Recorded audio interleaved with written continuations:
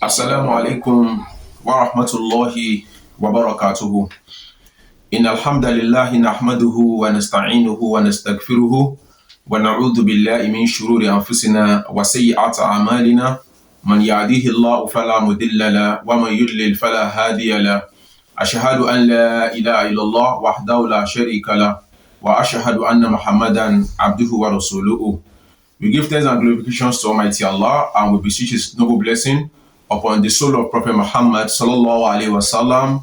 Likewise, also his companions and all the generality of Muslims till the day of accountability. Inshallah, what we shall be looking at today is a continuation of Al-Iman bil Qadar, that's belief in destiny. Just as we explained earlier, the definition of Qadar, and that is التصديق الجازم بأن كل ما يقع في هذا الكون فهو بتقدير الله. That is for somebody to have a convincing belief. So there is a difference between when you say at-tasdiq and you say at-tasdiq al-jazim. Tasdiq means for you to believe in something. So when you believe in something, you still have to make it 100%. Now we are not talking of at-tasdiq al-jazim, a convincing belief. That is a belief that must not have any iota of doubts. It has to be 100% purely that you must believe in what? بأن كل ما يقع في هذا الكون, that what all everything that takes place, everything that happens in the universe, فهو بتقدير الله. It is with what? It is with the preordainment of Almighty Allah subhanahu wa ta'ala. So it means anything that happens, either you talk of, when you talk of universe, you talk of the heaven, you talk of the earth, everything that happens everywhere at every point in time is what is part of the plot, part of the destiny, preordainment of Almighty Allah subhanahu wa ta'ala. It means Almighty Allah must have destined it before it comes to place. That is what we should take note of. Now, like we said earlier, belief in Qadar is a very delicate one, and we have so many groups and so many sects who have disbelieved in Qadar, and just because they try as much as possible to use their intellect. Now, التصديق بالقدر يتضمن أربعة أمور. For somebody to believe in Qadar, four things have to be complete. So it means before we can say you have believed in Qadar convincingly, then we must find four things in you. If these four things, if it is what, if you believe in three and you disbelieve in one, then automatically you have disbelieved in Qadar. And don't let us forget, just as the hadith we quoted the other day, that the Sahaba told the man who came to ask question about Qadar that Laumita ala millatin ghayri hadha la dakhalta an-nar. If you were to believe that anything that happens to you or anything that did not strike you happens from somebody else aside Almighty Allah subhanahu wa ta'ala, then you are treading another path different from the path of what? The path of the normal belief that you need to believe in. And if you tread such path, then la dakhalta an-nar, you'll be admitted into hellfire. May Allah save us from that. So now, at-tasdiq bil qadar yatadamman arba'ata umur. For you to believe in Qadar, we must see four things in you. So these four things would confirm 100% that you believe in Qadar. Number one is what? Al-ilm. For you to have believe in the knowledge of Almighty Allah subhanahu wa ta'ala. That بأن الله علم بكل شيء جملة وتفصيلا. That Almighty Allah subhanahu wa ta'ala is knowledgeable of everything that happens on the surface of the earth. Jumlatan, when completely, wa tafsilan. Even when you talk of in details, Almighty Allah is aware of it. We must have that at the back of our mind. Believe in a very strong, convincing belief that Almighty Allah subhanahu wa ta'ala is aware of anything, is knowledgeable, has knowledge of everything that happens on the surface of the earth. So now we talk of things that are happening in our daily life. So it means what you are going through presently. Don't think that so many people, just because they find it difficult to believe in this thing, they'll say, but they said Almighty Allah subhanahu wa ta'ala is aware of everything. He knows everything. So why is it that I'm going through all these forms of hardship, I'm going through difficulty, I'm going through calamity, I'm going through trials, tribulation, and they said Almighty Allah subhanahu wa ta'ala is knowledgeable about it. Then why is Allah just looking at me and is not doing anything about it? Yes, Almighty Allah subhanahu wa ta'ala huwa alladhi khalaqa sharra walakinnahu la yusabu ilayhi shar. Almighty Allah subhanahu wa ta'ala is the one that created evil, but we do not attribute evil to Almighty Allah subhanahu wa ta'ala. So inshallah, we shall explain that in detail so that it will be very clear to us. Now we talk of al-ilm. We need to believe that Almighty Allah subhanahu wa ta'ala has knowledge of everything that happens. When good things are happening to you, you should know that Almighty Allah knows about it. And when evil things happens to you as well, you should also have what? You should also have the belief that Almighty Allah subhanahu wa ta'ala is aware of it and is knowledgeable of it, because he is even the one that caused such things to happen. So he is aware of it, he has knowledge of it. So don't say, why is it that it's me that this thing are happening to? Now there are some people now, they call them Mu'tazila. So this Mu'tazila, they have their leaders, Wasil ibn Atta and Amr ibn Ubaid. So their own belief is that they said, okay, let me say, Mu'tazila, they have foundations, they also have their fundamentals of belief. And one of their fundamental, or I call it methodology, is what? Al-Adlu. We know that Al-Adlu, as a Muslim, we should also believe in what? We should believe in Adlu, that is justice. And we should try as much as possible to be just. Because in Allah, Yamuru bil Adli. Because Allah has commanded us that we should be just in all affairs. But them now, their definition of Adlu is different from what we understand as Muslims. And what is their own belief? Their own definition of Al-Adlu is what? Is Nafi al-Qadar.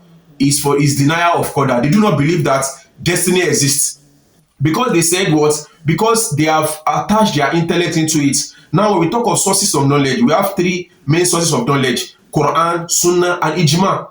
Quran, Sunnah, and what? Ijma. Ijma means consensus of the ulama. So these are the main primary sources of knowledge. Now we also have secondary sources. Secondary sources of knowledge as what? Al-Aqlu wal-Fitro. Al-Aqlu is intellect. Fitro is the natural disposition. So now Al-Aqlu, Almighty Allah subhanahu wa ta'ala also wants us to use our what? He wants us to use our intellect. He wants us to use our brain.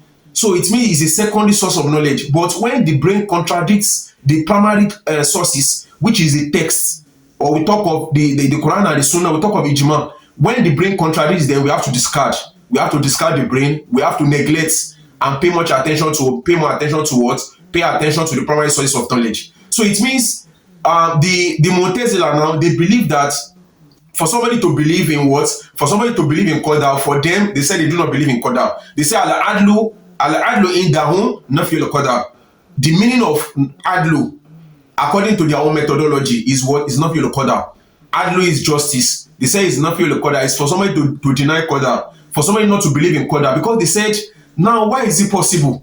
They said, Inna Allah la yakhlu shar. They say it's not Almighty Allah that created evil. Now, as a Muslim, as somebody who is treading the path, the Sunnah of the Prophet sallallahu alaihi wasallam, the path of the Sunnah, the person must believe convincingly that Almighty Allah huwa alladhi khalaqa al-khayr wa shar, walakin la yunsab shar ilayh.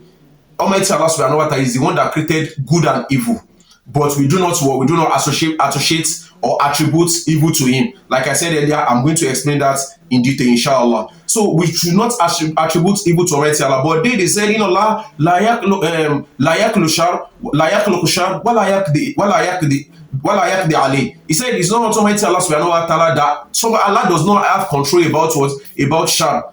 So that is their own belief. So it means when you say Almighty Allah is not in control, then it means Allah is not aware of it. And now we are talking of knowledge now. We must believe that Almighty Allah subhanahu wa ta'ala has knowledge of everything.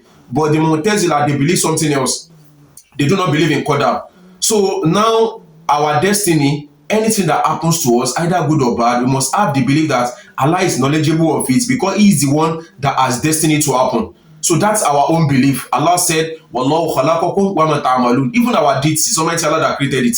So we must have belief in that. That is number one, which is knowledge. So when you start saying, I do not believe in destiny, now if you look at things that are happening in this our present time, look at a family, for example, a family of 5 involved in a ghastly motor accident and no one survives amongst them. And somebody will now say, this is evil. And they said, Almighty Allah subhanahu wa ta'ala, they say he's the one that created evil. So why did he allow this thing to happen to them? We should try as much as well to be careful with what we say with our mouth so that we do not commit sin before Almighty Allah subhanahu wa ta'ala. Inshallah, we shall explain the reason. You know, Allah has done that because of what? Because of a wisdom that you do not understand. So now, inshallah, we'll explain about that later. But now, so things are happening. Somebody will say, why did Allah create Shaitan? Why did He create Iblis? When He knows that Iblis will mislead people. And they say He has knowledge. He has knowledge that Iblis will mislead people. And He still went ahead to create Iblis.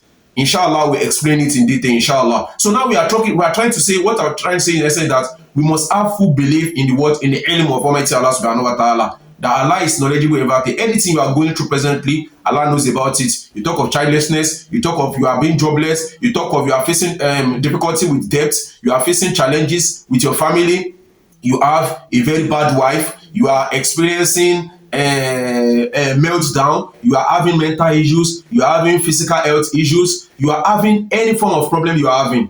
Almighty Allah subhanahu wa ta'ala is aware of it.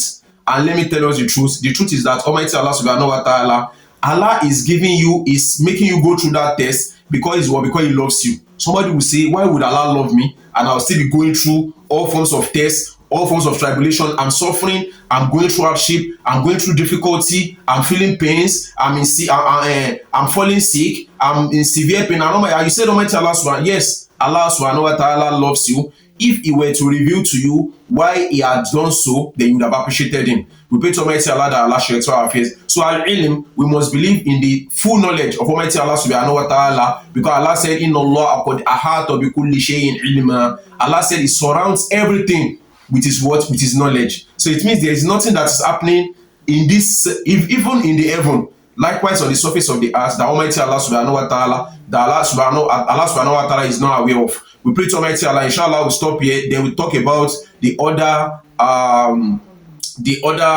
things, the other three things that we also need to believe in for us to be called, for us to believe that Almighty Allah subhanahu wa ta'ala, for us to fully believe in Qadar, for us to fully believe in preordainment. Because Almighty Allah subhanahu wa ta'ala, either you like it or not, Allah said we must believe in Qadar, khairi'i wa shari'i. So either it is good or it is bad. So one will happen out of the two. We pray to Almighty Allah that Allah should rectify our affairs. أقول قولي هذا وأستغفر الله لي ولكم سبحانك اللهم وبحمدك أشهد أن لا إله إلا أنت أستغفرك وأتوب إليك. السلام عليكم ورحمة الله وبركاته.